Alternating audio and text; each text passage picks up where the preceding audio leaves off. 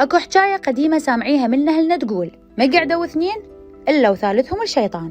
سؤال: هذه القاعدة تنطبق على العلاقات الزوجية؟ بالآونة الأخيرة طرأت ثقافة جديدة اللي هي ثقافة صديق أو صديقة العائلة.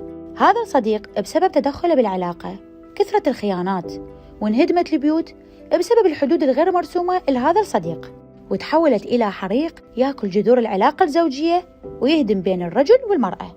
هذا الطرف الثالث وبرغم تحفظات المجتمع العراقي انفرض فرض من قبل الزوج أو الزوجة على الأسرة، وبرغم كون الشارع بطبيعة دينية مغلقة، بس هذه الظاهرة قاعدة تزداد يوم بعد يوم، بحيث يكون للزوجة صديق أو صديقين أو 3 أصدقاء العائلة، ويضطر الزوج يتحمل حضورهم للبيت وحتى وجودهم بحسابات زوجته، وأحياناً يتدخلون بحل مشاكلهم الشخصية بصفتهم طرف ثالث، وهو ما يحق له يدخل للبيت أصلاً، مو يتدخل بين الزوج وزوجته.